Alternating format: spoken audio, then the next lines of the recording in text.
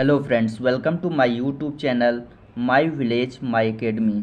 आज के वीडियो में हम डिस्कस करेंगे virus, bacteria, fungi, algae, bryophyta, pteridophyta, gymnosperm और एंजियोस्पर्म शब्द किसने दिया और इनके जनक कौन हैं। इस वीडियो से आपका साइंस में 1 नंबर कन्फर्म है। इस टॉपिक से अक्सर इस तरह प्रश्न पूछे जाते हैं, जैसे बैक्टीरिया शब्द किसने दिया, वायरस शब्द किसने दिया, फादर ऑफ एल्गी कौन है। तो ऐसे ही प्रश्नों को हम लेकर आए हैं इस वीडियो में। आइए हम डिस्कस करते हैं टॉपिक वाइज। विषाणु, वायरस। तो वायरस शब्द जो है लुईस पास्चर ने दिया, और ये कई बार प्रश्न पूछा गया है कि विषाणु या वायरस शब्द किसने दिया, तो लुईस पास्चर ने दिया।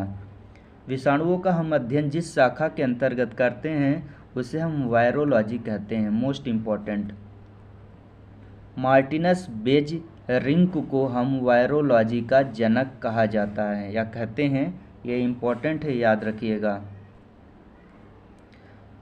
शहीद जमील को फादर ऑफ इंडियन वायरोलॉजी कहा जाता है, इन्हें इंडियन वायरोलॉजी कहा जाता है। और मार्टिनस बेजरिंग को वर्ल्ड के वायरोलॉजी हैं, ये वर्ल्ड वायरोलॉजी कहला जाता है और ये इंडियन है। कुछ वायरस के नाम जो अक्सर हम पढ़ते तो हैं लेकिन भूल जाते हैं कि वायरस कौन कौन से हैं। तो वेरियोला वायरस है, पोलियो वायरस है, वेरिसेला वायरस है और टीएमवी वायरस है।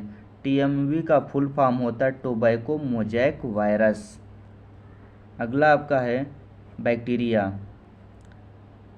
बैक्टीरिया यानी जीवाणु शब्द किसने दिया, तो जीवाणु शब्द एहरनबर्ग ने दिया। और बैक्टीरिया का अर्थ होता है स्मॉल स्टिक, एक छोटी सी छड़ी। और टर्म किसने दिया, तो एहरनबर्ग ने दिया। जीवाणुओं का अध्ययन हम जिस शाखा के अंतर्गत करते हैं उसे बैक्टीरियोलॉजी कहते हैं। Most important, Antony von Leeuwenhoek को फादर ऑफ बैक्टीरियोलॉजी कहते हैं। रॉबर्ट कोच, इम्पॉर्टेंट है, इन्हें फादर ऑफ मॉडर्न बैक्टीरियोलॉजी कहते हैं। वेरी वेरी मोस्ट इम्पॉर्टेंट है रॉबर्ट कोच। कुछ बैक्टीरिया के नाम, ई कोलाई बैक्टीरिया, यह हमारे आंत में पाई जाती है। विब्रियो कॉलेरी, इससे कॉलरा नामक रोग होता है। माइकोबैक्टीरियम ट्यूबरकुलोसिस, इससे टीबी रोग होता है। तो ऐसे भी बैक्टीरिया के नाम है, ये भी याद रखिएगा। अगला है आपका फंजाई, जिसे हिंदी में कवक कहते हैं। कवक शब्द जो है कैस्पर बाउहिन ने दिया था। कवक का अध्ययन जिस शाखा के अंतर्गत करते हैं उसे माइकोलॉजी या माइकिटोलॉजी कहा जाता है। दोनों टर्म हैं, कभी कभी माइकोलॉजी देता है, कभी कभी माइकिटोलॉजी देता है, तो दोनों टर्म को आपको याद रखना है। मिचेली को फादर ऑफ माइकोलॉजी कहा जाता है, और मिचेली जो है वर्ल्ड के फादर ऑफ माइकोलॉजी है, वर्ल्ड में ये फेमस हैं।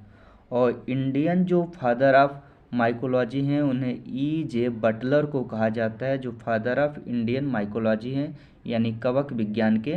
ये हैं इंडिया में सबसे ज़्यादा इन्होंने शोध किया।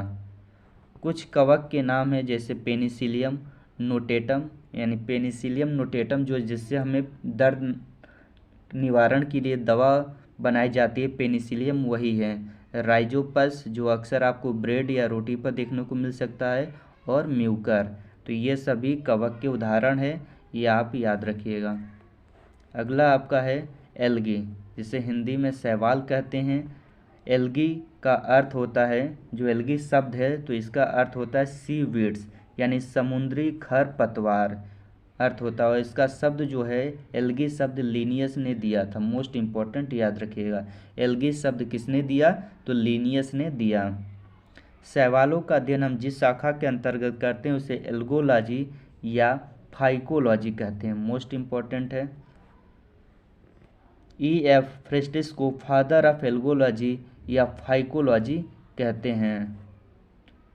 M.O.P. आयंगर को father of modern algology in India कहते हैं। मोस्ट इम्पॉर्टेंट, ये कई बार पूछा गया कि father of modern algology in India या father of algology in India किसे कहा जाता है, तो M.O.P. आयंगर को कहते हैं। कुछ एल्गी के उदाहरण हैं जैसे स्पायरोगैरा, यूलोथ्रिक्स, ओइडोगोनियम, ये सभी फ्रेश वाटर में पाए जाते हैं। लेमिनेरिया, सरगासम, उल्वा, ये सब मैराइन एल्गी हैं, जैसे आपका रेड एल्गी, रेड एल्गी अधिकतर होता है जो मैराइन में पाई जाती है।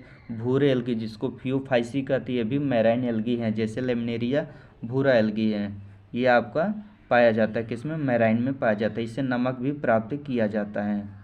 अगला आपका टॉपिक है लाइकेन। लाइकेन शब्द थियोफ्रेटस ने दिया था और थियोफ्रेटस को फादर ऑफ बॉटनी यानी वनस्पति जगत का पिता भी कहा जाता है। लाइकेन का अध्ययन जिस शाखा के अंतर्गत करते हैं उसे लाइकेनोलॉजी कहते हैं।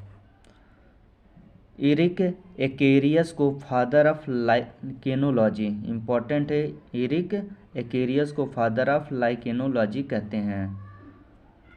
धरानीधर अवस्थी को फादर ऑफ इंडियन, ये याद रखिएगा, ये इंडियन लाइकेनोलॉजी हैं। यहाँ पर कुछ एल्गी के नाम, कुछ लाइकेन के नाम जो पाए जाते हैं, जैसे डॉग लाइकेन, पेल्टीजेरा कैनिना को डॉग लाइकेन कहा जाता है। रेनडियर मास, ये रेनडियर मास नहीं है, ये आपका एक प्रकार का लाइकेन है जिसका नाम है क्लेडोनिया रेंजीफेरिना, और आपका इवेरनिया है। अगला है रामालीना। ये दोनों लास्ट वाले जो हैं, इन दोनों का कभी कभी हवन सामग्री में उपयोग किया जाता है। इवेरनिया का और रामालीना जो लाइकेन है, इनका हवन में इस्तेमाल किया जाता है।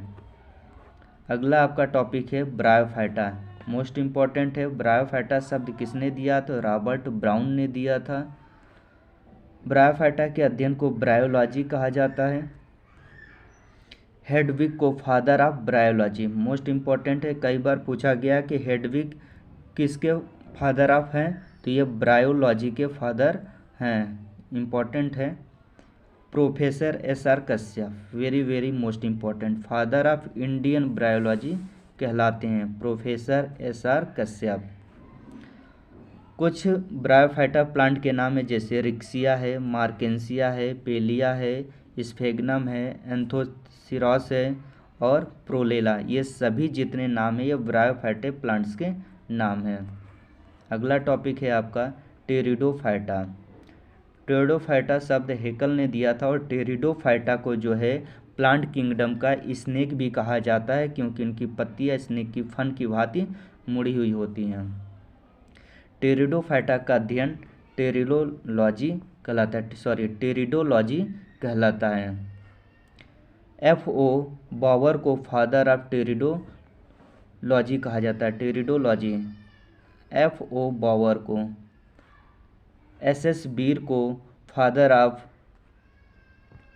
इंडियन टेरिडोलॉजी कहा जाता है, मोस्ट इम्पॉर्टेंट, S.S. बीर को फादर ऑफ इंडियन टेरिडोलॉजी कहा जाता है। कुछ टेरिडोलॉजी प्लांट के उदाहरण हैं, जैसे lycopodium, Selaginella, equisetum, Dryopteris.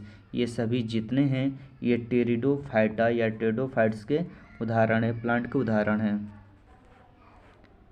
Gymnosperm, जिसे अनावृत बीजी पौधे भी कहा जाता है, तो जिम्नोस्पर्म शब्द जो है थियोफ्रेटस ने दिया था। जिम्नो दो ग्रीक शब्द से मिलकर बना होता है।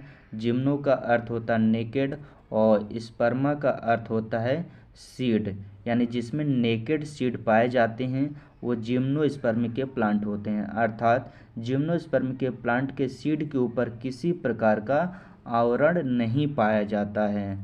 इसके कुछ जैसे sequoia gigantea is known as father of forest भी कहा जाता है, तो इसे रेड वुड भी कहा जाता है। और इस सिकोया, और ये सबसे टालेस्ट प्लांट है, ये भी याद रखिएगा, सबसे टालेस्ट प्लांट है अभी तक ज्ञात।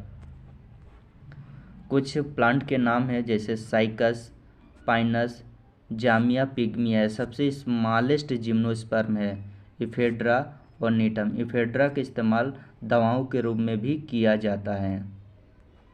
अगला आपका टॉपिक है एंजियोस्पर्म, जिसे आवृत बीजी भी कहा जाता है। एंजियोस्पर्म शब्द जो है पॉल हरमन ने दिया था, मोस्ट इम्पॉर्टेंट है।